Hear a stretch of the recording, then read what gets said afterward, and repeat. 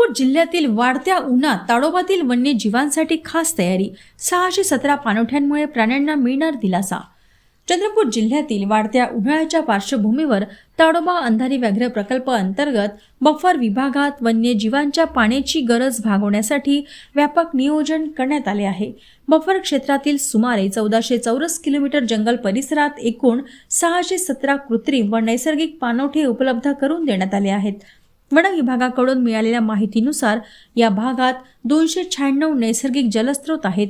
या नैसर्गिक पाणवठ्यांमध्ये पावसाळ्यानंतर साठलेले पाणी दीर्घकाळ टिकून राहते आणि ते आटत नाही, तोपर्यंत वन्य प्राण्यांना नैसर्गिकरित्या पाणी उपलब्ध होत राहते। मात्र उन्हाळ्यात तापमान वाढल्याने अनेक जलस्रोत आटण्याची शक्यता लक्षात घेऊन कृत्रिम पाणवठ्यांवर विशेष भर देण्यात आला आहे।